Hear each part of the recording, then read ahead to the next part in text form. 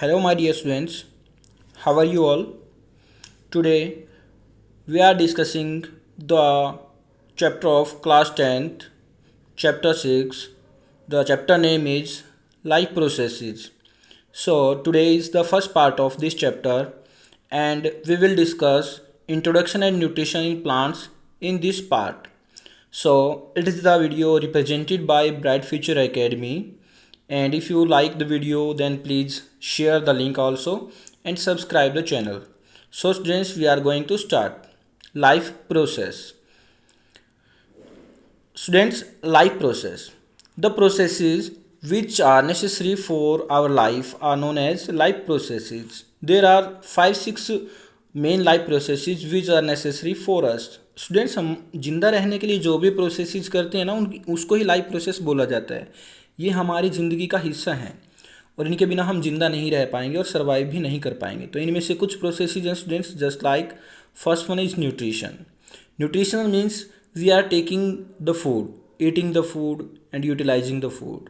जो भी हम फूड खाते हैं उसको यूटिलाइज करते हैं, वो सारे के सारे इसमें न्यूट्रिशन में आता है. चाहे हम किसी भी टाइप का फूड खाते हैं, that ever whatever may be, it is liquid, it is solid, juice है, खाना खाते हैं हम, चावल खाते हैं, this all comes under nutrition.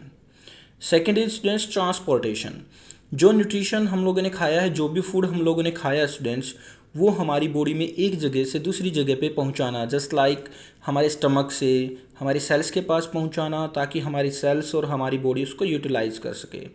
So it is done by the blood. With the help of blood these all nutrients or nutrition or carbohydrates, fat, vitamins, proteins which our body require will transport via blood. So it comes under the transportation. So this is the process. This is also a life process. Students, third is respiration. Respiration means breakdown of the food in presence of oxygen. Students, respiration means breaking down of food in presence of oxygen. और oxygen हम लोग जो लेते हैं वो breathing से लेते हैं स्टूडेंट्स. सांस अंदर लेना, सांस बाहर छोड़ना. सांस अंदर लेते हैं तो इनहेल बोलते हैं, सांस बाहर छोड़ते हैं स्टूडेंट्स उसको एक्सेल बोलते हैं. तो इनहेल और एक्सेल से जो हमारी ऑक्सीजन अंदर जाती है और कार्बन डाइऑक्साइड बाहर छोड़ी जाती है, वो स्टूडेंट्स रेस्पिरेशन में हेल्प करता है हमारा. Next is excretion. स्टूडेंट्स, जो हमारी बॉडी में एक्स्ट्रा वेस्ट मटेरियल बच जाता है, वो वेस्ट हमारी बॉडी के लिए हार्मफुल होता है और that waste must be remove from our body and that is done with the help of excretion. So excretion is also a life process. Next is students reproduction. Reproduction is not life process but it is necessary to maintain और to survive the species on the earth. Students, ये life process नहीं है, इसके बिना हम जिंदा रह सकते हैं, लेकिन किसी भी स्पीसीज़ को मेंटेन रखने के लिए, खुद को जिंदा रखने के लिए, धरती के ऊपर अपने आप को बनाए रखने के लिए रिप्रोडक्शन जरूरी है. Hence and the next is metabolism. Metabolism is the process of growing from kids to young one. जब हम छोटे बच्चे हैं वहाँ से बड़े होने तक जो हमारी बॉडी के अंदर सारी की सारी प्रोसेसेस जो आती हैं, चेंजेस जो आ रहे हैं, वो मेटाबॉलिज्म प्रोसेस की वजह से आ रहे हैं students. So we will discuss these one by one and the main life processes are nutrition, transportation, respiration and excretion. So in this chapter we will discuss these all four one by one. So first of all we have to start with nutrition and nutrition with plants. So come on next slide. So life process, the basic essential activities performed by an organism are called life process. This is the definition of life process students. Students, keep your notebook with your video so that you can note down these all definitions and these all points, ताकि students आप लोग note down कर सको. And students, इसके PDF आपको description box में इसका link given है, लेकिन फिर भी स्टूडेंट्स आप अपने नोट्स जरूर बना के रखिएगा. So the basic essential activities performed by an organism are called as life processes. ये सारी की सारी हमारी एसेंशियल ज़रूरी थी ये एक्टिविटीज़, और इसलिए हम इनको क्या बोलते थे, लाइफ प्रोसेस ही बोलते थे. तो स्टूडेंट्स, हम लोग लाइफ प्रोसेस के बारे में अभी आगे पढ़ते हैं. So next is some basic definitions of life process. First definition is diffusion. Diffusion students आप लोगों ने पहले भी पढ़ रखा है कि कहीं पे भी हायर कंसंट्रेशन है किसी चीज़ का और कहीं पे इसका लोअर कंसंट्रेशन है, अमाउंट कहीं पे कम है कहीं पे ज़्यादा है, तो जो ट्रांसफ़र होता है वो हायर से लोअर की तरफ हो जाना. तो हायर कंसंट्रेशन से लोअर कंसंट्रेशन की तरफ ट्रांसफ़र हो जाना, उसी को हम लोग क्या बोलते हैं, डिफ्यूजन। और डिफ्यूजन की हेल्प से ही diffusion is also help in nutrition of plants. So diffusion the process of exchange of gases by the cell directly from the environment. तो जो गैसेज का एक्सचेंज होता है स्टूडेंट्स प्लांट्स में, वो इन्वायरमेंट से डायरेक्टली जो हो जाता है उसको हम डिफ्यूजन प्रोसेस बोलते हैं। Okay dear students, next one is unicellular organisms. Those organisms which have only one cell to fulfill its all requirement like ingestion, digestion, absorption and excretion.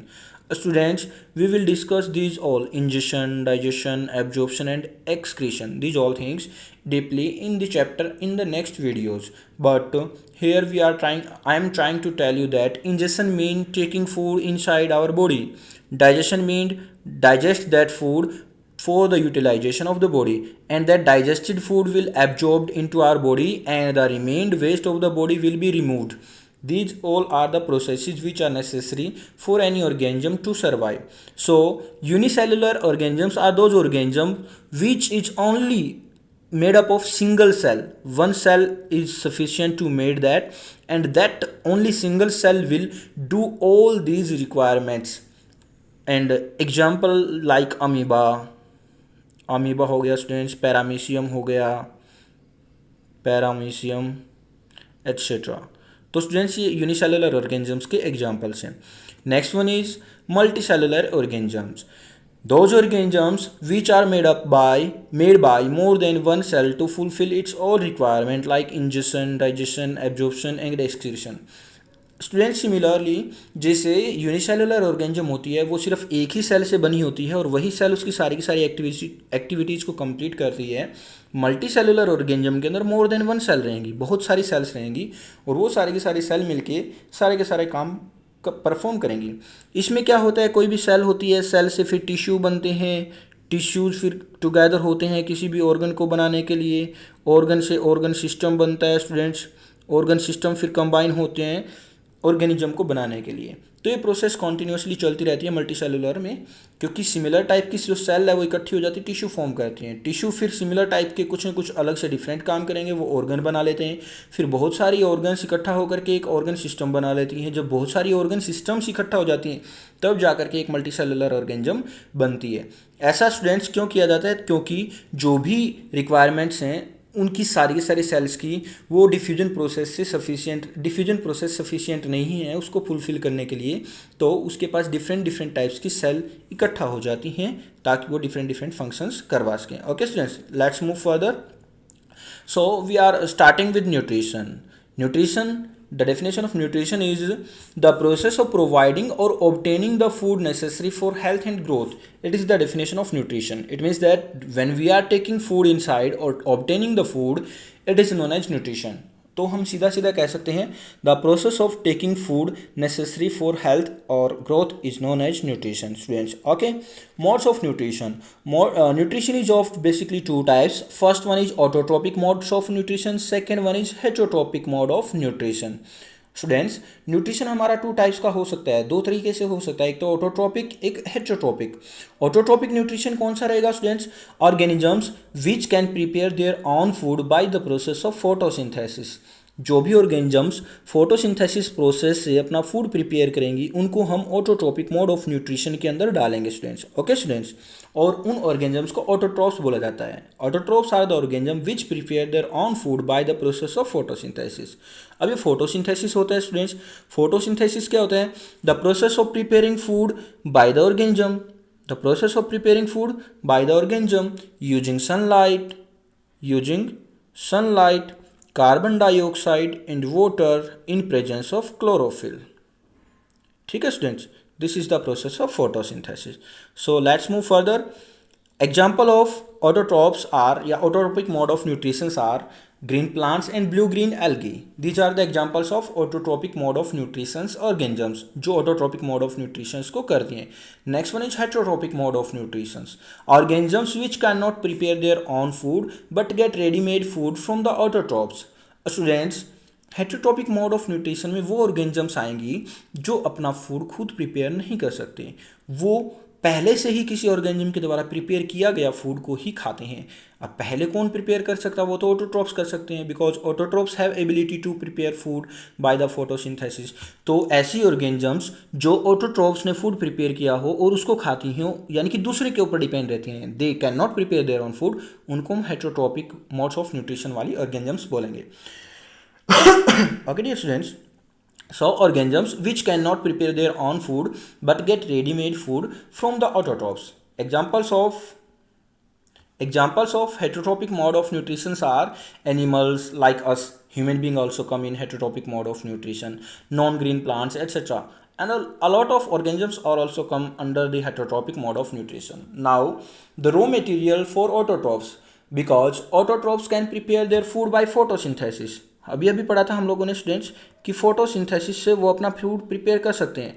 तो फोटोसिंथेसिस के लिए जो जो उनको रॉ मटेरियल चाहिएगा, basic requirement जो होती है वो होती है कार्बन डाइऑक्साइड एंड वाटर की। स्टूडेंट्स ये मोस्ट इंपॉर्टेंट क्वेश्चन है, what are the raw materials for photosynthesis?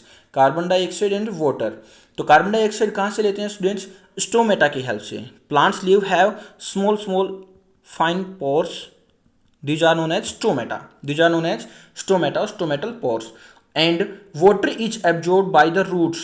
Roots have some root hairs. Root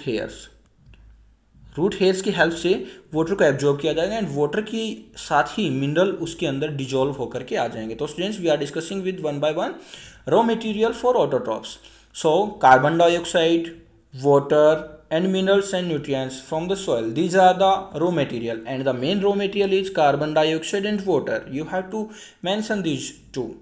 So carbon dioxide is taken from the air.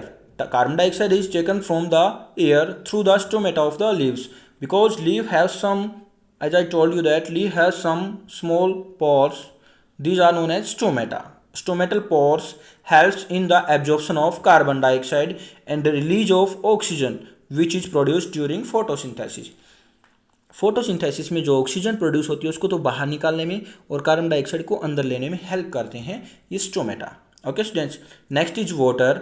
Water is absorbed by the from the earth by the root hairs. Water is absorbed from the earth by root hairs. जो roots के अंदर जो भी plants होते हैं, plants की roots के अंदर छोटे छोटे आप लोगों ने देखे होंगे छोटे छोटे धागे से होते हैं students, these are known as root hairs. तो रूट हेयर्स की हेल्प से हमारा वाटर एब्जॉर्ब कर लिया जाता है। Okay students, next mineral and nutrients from the soil, these are also come from roots और through roots with water, because minerals and nutrients can dissolve in water. So mineral and nutrients are taken by plants by the help of roots or root hairs which are dissolved in water. Okay students, let's move further. Photosynthesis, as I told you that the photosynthesis is process of making food by autotrophs. So there are two basic definitions. First one is large and second one is very small. Whatever you do, all both are correct. Process of formation of food by green plants by the use of carbon dioxide from air through stomata. जो stomata के अंदर से carbon dioxide अंदर लेना, and minerals from the root, जो plants की roots थी उनमें से मिनरल ले लेना एंड वाटर ले लेना इन प्रेजेंस ऑफ सनलाइट, सन से सनलाइट जब लीव्स के ऊपर गिरती है, यूजिंग क्लोरोफिल, जो प्लांट्स की लीव का जो ग्रीन कलर होता है वो ग्रीन कलर किसकी वजह से होता है? क्लोरोफिल की वजह से होता है। किसकी वजह से होता है स्टूडेंट्स? क्लोरोफिल की वजह से। तो क्लोरोफिल का यूज करते हुए फूड को प्रिपेयर करना। The process of formation of food by green plants by the use of carbon dioxide from air through stomata, water and mineral from roots through root hairs in presence of sunlight by using chlorophyll. And another definition is the process of formation of food by green plants, and green plants are known as autotrophs. This is also the definition of photosynthesis. Okay students, let's move further. Steps involve in photosynthesis. तो जब भी students photosynthesis होती है उसके अंदर कुछ ना कुछ स्टेप्स आते हैं, वन बाय वन स्टेप्स करते हैं प्लांट्स। वो स्टेप्स क्या होते हैं? फर्स्ट वन इज जब सन से सनलाइट आती है स्टूडेंट्स, सन से सनलाइट प्लांट्स के लीव्स के ऊपर या ग्रीन पार्ट के ऊपर जब फॉल होती है उसके साथ साथ वो कार्बन डाइऑक्साइड एब्जॉर्ब करते हैं और नीचे वाटर रूट्स के थ्रू वो एब्जॉर्ब करते हैं। तो स्टूडेंट्स क्या क्या होगा अब इनको वन बाय वन हम लोग पढ़ते हैं। First one is absorption of light by chlorophyll. जो क्लोरोफिल प्लांट्स की लीव्स के अंदर प्रेजेंट होता है वो पहले सनलाइट को एब्जॉर्ब करता है। Okay dear students, first step is this. Second one is conversion of light energy into chemical energy by splitting of water molecule into hydrogen and oxygen। Students, जो नीचे से रूट्स के थ्रू वाटर मॉलिक्यूल आया था H2O, वो water molecule hydrogen plus oxygen molecules में break down कर दिया जाता है और जो ये लाइट एनर्जी जो फॉल हुई थी उस लाइट एनर्जी को केमिकल एनर्जी में कन्वर्ट कर दिया जाता है। Next students, next one is reduction of carbon dioxide into carbohydrates. Students, जो अभी वाटर के मॉलिक्यूल के ब्रेक डाउन होने से हाइड्रोजन प्लस ऑक्सीजन बनी थी उसमें से कार्बन डाइऑक्साइड प्लस हाइड्रोजन का यूज करके कार्बोहाइड्रेट्स का फॉर्मेशन होता है, कार्बोहाइड्रेट्स का फॉर्मेशन होता है स्टूडेंट्स। ओके स्टूडेंट्स, और जो रिमेन्ड ऑक्सीजन है वो ऑक्सीजन प्लांट्स की लीव्स में से स्टोमेटा के थ्रू बाहर निकाल दी जाती है, जो कि हमारी बाहर हम ऑक्सीजन को रेस्पायर कर पाते हैं। तो स्टूडेंट्स बेसिकली क्या हुआ, कार्बन डाइऑक्साइड अंदर गई, वाटर अंदर गया रूट्स के थ्रू और जो ऑक्सीजन थी वो बाहर निकल गई। ओके स्टूडेंट्स, तो these are the process or steps involved in photosynthesis. So let's move further. Let's talk about something about stomata. Stomata are the small holes present in the leaves. बहुत छोटे छोटे dots होते हैं students. इन dots को, इन holes को ही हम लोग क्या बोलते हैं, स्टोमेटा बोलते हैं। और स्टोमेटा में से कार्बन डाइऑक्साइड अंदर आती है as it is clear, and water and oxygen बाहर छोड़ दिया जाता है। वाटर एंड ऑक्सीजन बाहर छोड़ना स्टूडेंट्स, जैसा आप लोगों ने देखा है कि वाटर का जो एवापोरेशन होता है वो प्लांट्स के थ्रू भी होता है। इसको हम लोग ट्रांसपीरेशन बोलते हैं। क्या बोलते हैं students, transpiration. The loss of water from the leaves of plants, this is known as transpiration. Okay students, next one, तो स्टोमेटा क्या करता है, कार्बन डाइऑक्साइड को लेता है और वाटर और ऑक्सीजन को बाहर छोड़ता है। It means it will help in the exchange of gases. Second one is, stomata में दिखा रखा है बेटा स्टूडेंट्स की जैसे वाटर है वो तो बाहर निकलता है, कार्बन डाइऑक्साइड अंदर जाता है, वाटर के साथ साथ ऑक्सीजन गैस भी बाहर ही निकलता है। ओके स्टूडेंट्स, ऑक्सीजन गैस यहाँ पे इधर वाली साइड में मेंशन है, यहाँ पे मेंशन नहीं है, यहाँ पे मेंशन कर लेना, oxygen gas also release. Okay students, next one is, this is the diagram of stomata. You can do any of the one, any of these. This is open stomata, this is close stomata. Stomata open और close होता रहता है students. Open होता है तो इसके अंदर से एक्सचेंज होता है, क्लोज होता है उस टाइम पे इसके अंदर से एक्सचेंज रुक जाता है। तो स्टूडेंट्स, जो सबसे बाहर वाली लेयर होती है उसको थिन आउटर वॉल बोलते हैं स्टूडेंट्स। सेकंड जो आती है गार्ड सेल आती है, ये जो पोर्शन है ये गार्ड सेल का पोर्शन है दोनों तरफ स्टूडेंट्स, इधर भी और इधर भी। This is the guard cell. Guard cell also help in opening and closing of stomata. Function आता है स्टूडेंट्स गार्ड सेल का, आगे करेंगे इसको, function of guard cell. Next one is thick inner wall. जो अंदर वाली साइड में स्टोमेटा के इनर वाली साइड में भी वॉल होती है उसको हम थिक इनर वॉल बोलते हैं students.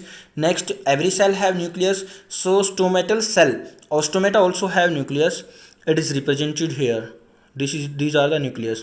Next one is chlorophyll. As we know that plants are of leaves of plants are mainly of green color, and the portion which is of green color have chlorophyll, have chlorophyll. The portion of the plants which is of green color that will have chlorophyll. So chlorophyll is also present in the chloroplast. Chlorophyll is present in the chloroplast. Okay students, so these are the two diagrams. This is open stomata and this is closed stomata. Okay dear students, next one is function of stomata. Function of stomata, this is very important students. Function of stomata. Stomata helps in exchange of gases and water by diffusion. Stomata helps in exchange of gases and water by diffusion, and diffusion process we have done in the starting of the chapter, the process of exchange of gases from the higher concentration region to the lower concentration region. तो students, जो plants होता है, plants को carbon dioxide की ज़रूरत होती है photosynthesis करने के लिए, और उसमें से इसलिए बाहर एटमॉस्फेयर के अंदर कार्बन डाइऑक्साइड ज़्यादा था तो वो एटमॉस्फेयर के अंदर से लीव्स के अंदर चला जाएगा, और जब लीव्स के अंदर फोटोसिंथेसिस होता है तो फोटोसिंथेसिस में से ऑक्सीजन गैस हमारी निकलती है, ऑक्सीजन गैस प्लांट्स के अंदर ज़्यादा हो जाती है तो वो बाहर छोड़ दी जाती है। ओके स्टूडेंट्स, रिलीज कर दी जाती है। तो ये क्या करता है, हमारा डिफ्यूजन की हेल्प से एक्सचेंज ऑफ गैसेज होती हैं। Next one is opening and closing of stomata is controlled by the guard cell. As I told you in this diagram that guard cell will help in the opening and closing of stomata. Stomata कब open होगा, कब close होगा, कब उसमें से gases exchange हो पाएंगी, तो स्टूडेंट्स इसको कंट्रोल किया जाएगा गार्ड सेल से। So this is also the important one question from these 2 points will come definitely from there. Okay students, these are the very important portion of the stomata. Next, transpiration. As I told you that transpiration, the loss of excess amount of water, उसी को हम लोग क्या बोलते हैं, transpiration. The process of loss of water bye evaporation process through stomata of the leaves. जो भी leaves के अंदर स्टोमेटा होते हैं स्टूडेंट्स, उन स्टोमेटा में से जो एक्सेस वाटर है, जो एक्स्ट्रा वाटर है, वो प्लांट्स में से चला जाता है, उसी को हम लोग क्या बोलते हैं, ट्रांसपिरेशन। और स्टूडेंट्स ये ट्रांसपिरेशन ही है जो नीचे से रूट्स में से वाटर को एब्जॉर्ब करने में हेल्प करता है, क्योंकि ऊपर वाली साइड से वाटर जाता रहता है, लॉस होता रहता है, नीचे वाली साइड से रूट्स के थ्रू वाटर सक कर लिया जाता है, और इसको हम एसेंट ऑफ सैपे बोलते हैं। ओके स्टूडेंट्स, यहाँ से वाटर हमारा ऊपर जाता रहेगा और इसी प्रोसेस से हमारा वाटर हमारे प्लांट्स के अंदर अप साइड में जा सकता है। Okay dear students, so next is autotroph mode of nutrition. तो as we have earlier discussed that modes of nutrition are two, autotrophic and heterotropic. So autotrophic modes of nutrition also have its two types. First one is phototropic and second one is केमोट्रोपिक। वो आगे आएगा students, अभी पढ़ेंगे इसको। Phototropic का definition कर लेते हैं। Phototropic is the mode of nutrition in which plants prepare their food by the photosynthesis. तो इसके अंदर वो सारी की सारी ऑर्गेनिज्म आएंगी जो ऑटोट्रोप्स होते हैं स्टूडेंट्स। ऑटोट्रोप्स के ही हम पढ़ रहे हैं, तो organism that carry out photosynthesis, these will come in the phototropic. Using energy from sun, carbon dioxide and water are converted into organic matter. Organic matter, students, just like carbohydrates, fat, vitamins, proteins, these are the organic matters. And inorganic matter is carbon dioxide, water, etc. Minerals. ये सारे के सारे organic inorganic है। Okay students, organic कौन से हैं, carbohydrates, fats, vitamins, proteins, जो हमारी बॉडी के अंदर यूटिलाइज हो जाते हैं या फिर जो हमें लिविंग थिंग्स से मिलते हैं, उनको हम ऑर्गेनिक मैटर बोलते हैं स्टूडेंट्स। और इनऑर्गेनिक मैटर कौन से होते हैं, just like carbon dioxide, oxygen, water, these are inorganic matters जो हमें नॉन लिविंग थिंग्स से मिलता है। तो फोटोट्रोपिक मोड ऑफ न्यूट्रिशन में क्या होगा, इनऑर्गेनिक मैटर को ऑर्गेनिक मैटर में चेंज कर दिया जाएगा। Okay students, so examples are green plants as shown in diagram also. So second mode of autotrophic nutrition is chemotropic. Chemotropic mode of nutrition is that nutrition in which organism that obtain energy by chemical reaction. जो भी organism chemical reaction से energy को obtain करेगी और photosynthesis भी करेगी, वो autotropic mode of nutrition में आ जाएगा स्टूडेंट्स। इसमें वो organism आएंगी जो केमिकल रिएक्शन से खुद ही अपना फूड प्रिपेयर कर लेंगे। ओके स्टूडेंट्स, दिस जो कैमोट्रोपिक हैं स्टूडेंट्स, वो आपको हायर क्लास में डिस्कस करने हैं। अभी के लिए आपके लिए सिर्फ ये और फोटोट्रोपिक ही सफिशिएंट है। नेक्स्ट आता है students heterotrophic mode of nutrition. इसके अंदर जो 3 टाइप्स के मोड ऑफ न्यूट्रिशन आते हैं students, first one is saprophytic. Students, first one is saprophytic mode of nutrition, the mode of nutrition in which organisms feed on dead and decaying matter. Students, जो भी dead and decaying matter से अपना food prepare करती है या फिर food लेती है, जो गली सड़ी चीज़ों के ऊपर आ जाता है, उसको हम सेप्रोफाइट्स बोलते हैं। स्टूडेंट्स, जैसे आप लोगों ने देखा होगा फफूंदी है, आप लोग खाने को कहीं पर रख देते हो तो गल सड़ जाता है, तो जो भी ऑर्गेनिज्म उस गली सड़ी फूड पे आती हैं, उनको हम सेप्रोफाइट्स के अंदर डालते हैं स्टूडेंट्स। इसमें जो एग्जांपल्स हैं स्टूडेंट्स, वो कॉमन एग्जांपल्स हैं हमारे मशरूम एंड फंगस। मशरूम खुम्बी को बोलते हैं स्टूडेंट्स। मशरूम किसको बोला जाता है, खुम्बी को बोला जाता है। तो स्टूडेंट्स, मशरूम बहुत सारी तरह की होती है, उसमें से 1 और 2 टाइप्स की मशरूम हम खा सकते हैं, एडिबल होती है, बाकी मशरूम हमारे लिए एडिबल नहीं होती। Okay students, this will come in the saprophytic. And second one of heterotrophic mode of nutrition is holozoic mode of nutrition. Holozoic mode of nutrition is that heterotrophic nutrition that is characterised by the internalisation. Internalisation means ingestion and internal processing of gaseous, liquids and solid food particles. तो students, जिसको ये ज़्यादा बड़ी definition लग रही है, वो सिर्फ और सिर्फ ये लिख सकता है, the heterotrophic nutrition in which solid food particles are taken inside और ingestion of the solid food particle is taken. जिसमें हम सॉलिड फूड पार्टिकल्स को लेते हैं, वो होलोजोइक न्यूट्रिशन के अंदर आएगा स्टूडेंट्स। जैसे ह्यूमन बींग है, हम सॉलिड फूड पार्टिकल्स को ही लेते हैं स्टूडेंट्स। ओके, और एनिमल्स हो गए, वो भी सॉलिड फूड पार्टिकल्स को लेते हैं, तो that is also holozoic nutrition. So third one is parasitic nutrition. Parasite students वो होते हैं जो किसी भी ऑर्गेनिज्म के ऊपर रहें या फिर उसके अंदर रहें, उनको पैरासाइट्स बोला जाता है स्टूडेंट्स। और जिसके ऊपर रहते हैं, that body is known as host body, that body is known as host body. तो parasitic mode of nutrition is that mode of nutrition in which any body lives on or in a host organism and get its food from or at the expense of its host. जो host से ही food लेती है, just like students आप लोगों ने देखा होगा एस्कैरिज, पेट के कीड़े बोलते हैं उनको एस्कैरिज। ओके स्टूडेंट्स, हम लोग अपनी लोकल में उसको पेट के कीड़े बोल देते हैं। वो हमारी बॉडी के अंदर रहते हैं और हमारे फूड को, जो भी हम फूड खाते हैं उसी को खाते रहते हैं। तो those are known as parasites. Okay students, lice, lice students जो जुएं हो जाती हैं बालों के अंदर, दैट इज आल्सो पैरासाइट्स, क्योंकि वो हमारी बॉडी से ही फूड लेते हैं। जो भी हम लोगों ने फूड खाया है वो हमारे उस फूड को जो हमारी बॉडी ने एब्जॉर्ब कर लिया है ब्लड में, उस ब्लड को वो शक करते रहते हैं। लीच सुना होगा स्टूडेंट्स, जोंक, लीच भी ऐसा ही काम करता है, वो भी ब्लड को शक करता है। तो दीज ऑल आर पैरासाइट्स। तो examples of parasites are lice and leech. Okay students, these are the types of heterotropic and autotropic mode of nutrition. Now there are parasitic mode of nutrition is also of two types, total parasite and partial parasite. Students जैसे नाम से ही पता लग रहा है, total means complete जो parasite होंगे, partial means जो half parasite होंगे। तो इनके बारे में भी students हम one by one discuss करते हैं। So first one is total parasite, a complete parasite that depend आएगा स्टूडेंट्स यहाँ पे, depend okay students, depend on the host to fulfill its all requirement, जो अपनी सारी की सारी रिक्वायरमेंट के लिए होस्ट के ऊपर ही डिपेंड रहेगा, उसको हम लोग क्या बोलेंगे, टोटल पैरासाइट बोलेंगे। Okay students, second point of total parasite is depend on host plants for minerals and water etc. जो भी प्लांट्स या जो भी ऑर्गेनिज्म है वो होस्ट प्लांट के ऊपर मिनरल और वाटर के लिए डिपेंड रहेगी, जनरली इन्हीं दो चीज़ों के लिए डिपेंड रहती है। And these are total parasites are known as holo parasite plants, total parasites are known as holo parasite plants. Okay students, next one is these are achlorophyllous. Achlorophyllous means they does not contain chlorophyll. Chlorophyll नहीं होगा तो photosynthesis तो कर ही नहीं पाएंगे, और photosynthesis नहीं कर पाएंगे तो किसी और से फूड लेंगे, इसीलिए, और किसी और से फूड भी लेंगे लेकिन वो किसी और ऑर्गेनिज्म के ऊपर रहकर फूड लेते हैं, इसलिए उसको टोटल पैरासाइट बोला जाता है। एग्जाम्पल स्टूडेंट्स, कस्कोटा, अमरबेल भी बोला जाता है, जैसा आप लोगों को डायग्राम में दिख रहा है स्टूडेंट्स। आप लोगों ने ऐसा कई बार पेड़ों के ऊपर देखा होगा, येलो येलो कलर के जो थ्रेड्स होते हैं वो कस्कटा या फिर अमरबेल होती है। And this is the Rafflesia flower. This is also a total parasitic plant. Now we are discussing the partial parasite. A parasite that depend on the host for some requirements. Students, ये कुछ requirements तो अपने आप complete कर लेगा और कुछ के लिए host के ऊपर depend रहता है, और क्योंकि ये कुछ के लिए रहता है इसलिए इसको partial बोलते हैं। Partial means half, यानी कि for some it will depend on other organism. So second point is can produce their own food but depend on host for water and shelter. ये वाटर और शेल्टर के लिए, रहने के लिए या फिर पानी लेने के लिए ही दूसरे के ऊपर डिपेंड रहता है, इसलिए स्टूडेंट्स इसको हम लोग पार्शियल पैरासाइट बोलते हैं। Okay students, but it can produce for their own food, hence they have chloroplast, and chloroplast है तो उनके अंदर क्लोरोफिल भी होगा, और इनको हम हेमी पैरासाइट बोलते हैं स्टूडेंट्स। हेमी पैरासाइट क्यों?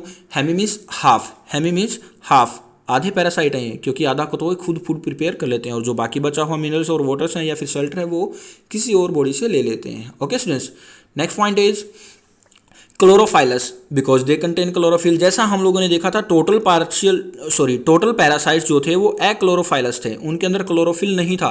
And partial parasites are chlorophyllous because they can prepare their own food, जो अपना फूड भी प्रिपेयर कर सकते हैं, इसलिए इनको क्लोरोफाइलस भी बोला जाता है। Okay students, next example is mistletoe and yellow rattle. These are the examples of partial parasites. Okay students, okay dear students, let's move further. So difference between autotropic and heterotropic nutrition, this is very important students। autotropic and heterotropic nutrition के अंदर difference जो है वो बहुत important है, तो हम करते हैं, पहले हम करते हैं autotropic nutrition के बारे में। So prepare their own food from inorganic matter, as I told you that inorganic matter means carbon dioxide, water, these are inorganic matter, oxygen, minerals etcetera. तो हम लोगों को इन दोनों का यूज़ करना है, क्योंकि ऑटोट्रॉपिक तो हमारे वाटर एंड कार्बन डाइऑक्साइड का ही यूज़ करते हैं। Okay students, so prepare their own food from inorganic matter. Second point is have photosynthesis pigment, and photosynthetic pigment is known as chlorophyll. So chlorophyll can capture light, so have photosynthetic pigment for capturing light. अब light को capture करते हैं इसलिए autotrophic mode of nutrition है। And convert light energy into chemical energy because they prepare their own food. Examples are all green plants and cyanobacteria. Okay students, next move to heterotropic nutrition. First point is obtain their food from outside from organic matter. Autotrophic जो थे inorganic matter से अपना food prepare करते थे, ये क्या करेंगे, obtain करेंगे ऑर्गेनिक मैटर से फूड। ऑर्गेनिक मैटर मीन्स जो हमारे कार्बोहाइड्रेट्स हैं, फैट्स हैं, विटामिन्स हैं, प्रोटीन्स हैं, दीज ऑल, तो वो वहाँ से अपना फूड लेते हैं। और जस्ट लाइक हम हैं स्टूडेंट्स, हम प्लांट्स का भी प्रोडक्ट खाते हैं, एनिमल्स का भी प्रोडक्ट खाते हैं और प्लांट्स को भी खा लेते हैं। तो हम अपना ऑर्गेनिक मैटर कहाँ से लेते हैं, प्लांट से लेते हैं। तो we comes under the heterotrophic nutrition. Second, does not have photosynthesis और फोटोसिंथेटिक पिगमेंट, क्लोरोफिल नहीं होगा इनके अंदर। Okay students, does not have photosynthetic pigment, can not prepare their own food from the inorganic matter, क्योंकि इनके अंदर photosynthetic matter भी नहीं होता या फिर फोटोसिंथेटिक पिगमेंट नहीं होता, यानी कि क्लोरोफिल नहीं होता, तो वो अपना फोटोसिंथेसिस प्रोसेस भी नहीं कर सकते। It means that they can not prepare their own food from inorganic matter. Examples are animals, human being, parasites and fungi etcetera. Okay students, अब यहाँ पे स्टूडेंट्स एक स्पेशल नोट है और ये इंपॉर्टेंट क्वेश्चन है, रिपीटेड क्वेश्चन है, बहुत ही इंपॉर्टेंट है। ध्यान से सुनिएगा और ध्यान से समझिएगा, इसको लिख लेना, नोट डाउन जरूर कर लेना और इसको रिमेंबर जरूर करना स्टूडेंट्स। डेजर्ट प्लांट की अगर हम बात करते हैं, डेजर्ट प्लांट जो होते हैं ना स्टूडेंट्स, वो डे टाइम में फोटोसिंथेसिस नहीं करते। ओके स्टूडेंट्स, डेजर्ट प्लांट्स जो हैं वो डे टाइम में फोटोसिंथेसिस नहीं करते। अब कैसे करेंगे, अब ये क्वेश्चन कैसे होगा, फोटोसिंथेसिस तो डे टाइम में ही करेंगे, लेकिन वो क्या करते हैं, फोटोसिंथेसिस के लिए जो कार्बन डाइऑक्साइड होती है ना स्टूडेंट्स, वो कार्बन डाइऑक्साइड को डे टाइम में एब्जॉर्ब ना करके, डिफरेंस क्या है स्टूडेंट्स, ध्यान से सुनिएगा, जो कार्बन डाइऑक्साइड होती है वो डे टाइम में एब्जॉर्ब ना करके उसको नाइट टाइम में एब्जॉर्ब करेंगे कार्बन डाइऑक्साइड को, क्योंकि अगर डे टाइम में वो एब्जॉर्ब करते तो उनका स्टोमेटा ओपन होता, और स्टोमेटा ओपन होता तो स्टूडेंट्स डेजर्ट प्लांट्स है उनका स्टोमेटा अगर ओपन होता तो वहाँ से वाटर लॉस हो जाता, और डेजर्ट के अंदर तो वैसे ही वाटर की कमी होती है, पानी की कमी होती है, तो उसके पास पहले से ही प्लांट के पास पानी की कमी थी, और अगर वो दिन के टाइम पे फोटोसिंथेसिस करता या फिर कार्बन डाइऑक्साइड को एब्जॉर्ब करता तो उसके स्टोमेटा को ओपन होना पड़ता, और स्टोमेटा के ओपन होते ही वहाँ से वाटर निकल जाता, तो वाटर की डिफिशियंसी हो जाती। तो इसके लिए स्टूडेंट्स वो क्या करते हैं, डे टाइम में फोटोसिंथेसिस तो करेंगे, फूड तो प्रिपेयर करेंगे डे टाइम में ही, लेकिन जो कार्बन डाइऑक्साइड थी उसको नाइट टाइम में एब्जॉर्ब करेंगे। तो क्या है स्टूडेंट्स, डेजर्ट प्लांट कैप्चर और obtained carbon dioxide during night by stomata and prepare food in day in presence of sunlight. Okay students, और जो उन्होंने कार्बन डाइऑक्साइड रात के टाइम पे एब्जॉर्ब की थी उसको एक केमिकल की फॉर्म में वो स्टोर करके रख लेते हैं। ओके स्टूडेंट्स, अगर आप लोगों को वीडियो अच्छी, अगर आप लोगों की फिर भी कोई क्वेरी आती है स्टूडेंट्स, तो आप मेरे को कॉल या व्हाट्सएप कर सकते हो। व्हाट्सएप नंबर गिवन है स्टूडेंट्स, आप डायरेक्टली कॉल भी कर सकते हो इस नंबर पे आप मेरे को, और आपकी कोई भी फर्दर क्वेरी है तो उसको सॉल्व किया जाएगा students. Next, like and share the video. अगर आप लोगों को वीडियो अच्छी लगती है तो लाइक और शेयर जरूर करना, और अपने फ्रेंड्स को भी इसको लाइक और शेयर करने की बोलना, और स्टूडेंट्स चैनल को सब्सक्राइब करना मत भूलना, ताकि आप लोगों को फिर से फर्दर वीडियोस मिलती रहें और आप लोगों को अच्छी अच्छी नॉलेज मिलता रहे। और स्टूडेंट्स ये फ्री ऑफ कॉस्ट है, आप लोगों को स्मार्ट क्लासेस जब यहाँ पे घर पे बैठे हुए मिल रही हैं, फ्री ऑफ कॉस्ट मिल रही है, तो क्या ज़रूरत है स्टूडेंट्स आप लोग इतना हाई अमाउंट दे करके किसी की परचेज क्लास ले रहे हो। आप फ्री ऑफ कॉस्ट यहाँ पे पढ़िए। And thanks for watching. Okay dear students, good luck and all the best. Have a nice day. All the very best. Take care students. Bye bye.